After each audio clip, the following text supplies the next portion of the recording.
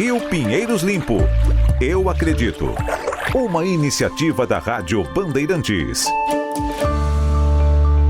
Quem passa pelas ruas de Pinheiros, Butantã, Morumbi, já reparou em algumas esculturas no formato de caçambas que estão espalhadas em pontos de grande movimento. Mas são só os contornos de caçambas para que a gente imagine o lixo vazando pelas paredes inexistentes do material. O objetivo é chamar a atenção de todos sobre o excesso de resíduos que nós produzimos. Resíduos que, se não descartados corretamente, vão acabar parando em rios como Pinheiros. As esculturas são do artista Eduardo Surur, que já fez várias intervenções urbanas sobre a limpeza da cidade e dos rios. E foi justamente nas margens do Pinheiros que nós conversamos com o Eduardo. Ali, há 2 meses, ele instalou um barco laranja com 8 metros de comprimento. Esse barco está aqui do lado da ciclovia, fazendo um grande desafio, não só para o governo, mas para toda a sociedade, né? Para essa sociedade muito passiva. Esse rio despolui ou continua poluído? Se o rio despoluir, esse barco vai poder navegar no rio. Se não despoluir, ele vai ficar aqui na margem como uma lembrança simbólica de um barco que se desintegra, se desfaz pelo descaso, pela incompetência, pelo descuido que nós paulistanos temos pelos rios metropolitanos. Tá, vamos chegar aqui, Eduardo, que a gente tem uma falha já aqui no barco, ó. O barco ele está descascando já. Esse barco ele começa a se desintegrar, porque ele não foi um barco planejado para ter uma longa durabilidade. E a ideia é essa, que ele comece a se decompor lentamente e que isso sirva de sinal e também seja uma provocação para as pessoas que passam aqui pela ciclovia, nessas possibilidades da gente criar essa ressonância da mensagem, né, como um veículo de comunicação, e mostrar que o barco está se desfazendo, ele está esperando uma mudança de atitude, uma mudança de postura da sociedade.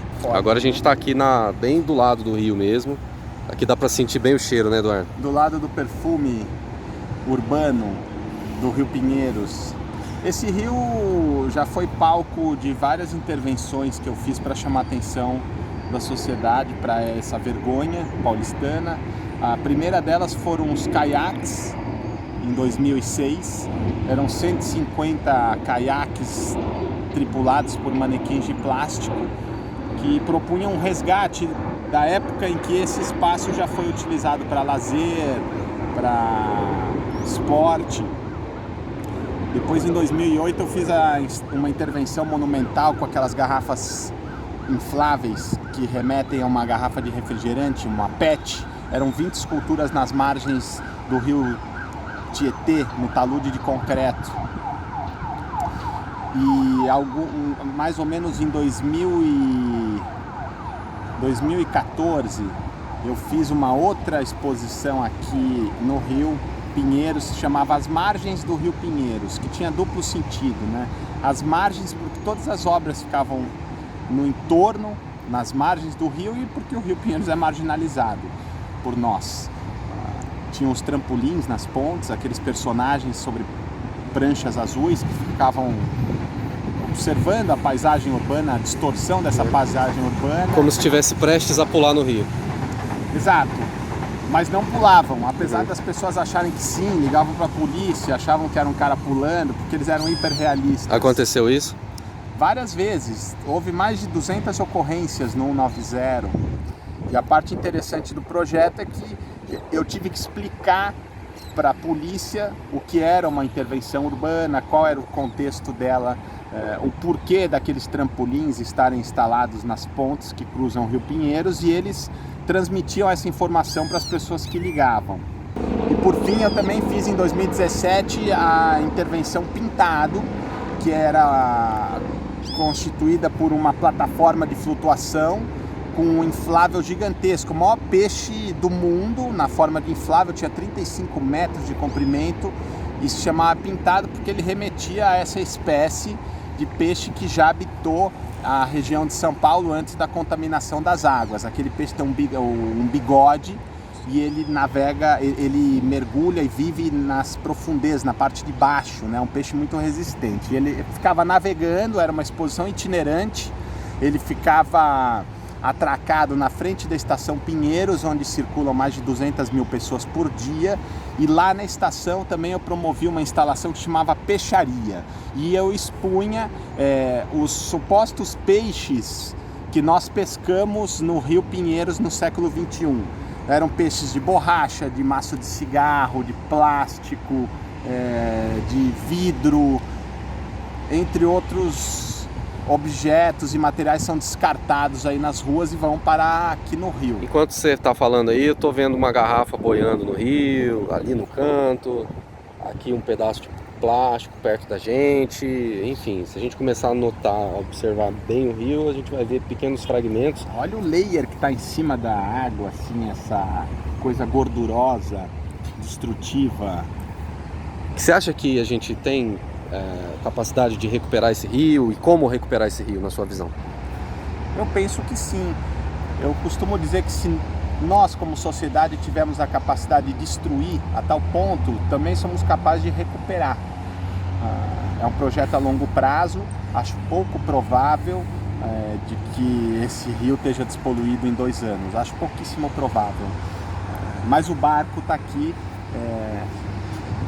para servir de símbolo do esforço coletivo que a gente vai demandar a partir de 2019. Fala um pouquinho mais sobre esse esforço coletivo. O que cada um tem que fazer na sua visão? Em primeiro lugar, a sociedade tem que ser mais ativa. A sociedade é muito passiva, muito anestesiada. Parece que o cheiro do rio anestesia as pessoas e elas passam pelas pontes e nem se dão conta mais do rio. Ele se tornou um rio invisível. E a arte torna visível aquilo que ficou invisível aos olhos, como disse Paul Klee. Eu penso que o governo é muito responsável, ele tem que ter uma política a longo prazo, apartidária, ele tem que ter um comprometimento com a sociedade e não com o mandato. Então, se existe uma promessa de despoluição, ela tem que ser chancelada por todos os próximos governantes que chegarem. Você não vai despoluir isso em menos de 10, 20 anos. As empresas também têm que fazer parte dessa transformação. As grandes corporações, elas têm recursos, elas também são altamente responsáveis pela poluição, e a gente tem a questão individual de cada um, né? O brasileiro, o paulistano, ele é muito acomodado, ele descarta o lixo na rua, ele não tem responsabilidade, ele está sempre apontando o dedo para o próximo. Eu costumo dizer também que hoje não adianta mais você ir para a praia e recolher o seu lixo. Isso já não é mais suficiente. Hoje você tem que recolher o seu lixo e o lixo do cara que está do seu lado, porque a gente chegou num momento, numa linha de corte, de que a nossa consciência em relação ao que a gente produz já é pouco. A gente tem que fazer pelos outros também. Dá para deixar uma mensagem de otimismo aí no final, de envolvimento das pessoas, essa questão de todos, cada um fazer a sua parte, mesmo que seja pequena, alguma coisa do tipo? Eu gostaria de lembrar a todos de que todos fazemos parte do que deu certo e do que deu errado em São Paulo. Então, todos têm que participar. A gente tem que cobrar o governo das promessas, a gente tem que cobrar as empresas da política reversa. Nós temos que ter atitudes cotidianas que evitem a continuidade dessa poluição, a continuidade dessa anestesia mental. Todos somos responsáveis.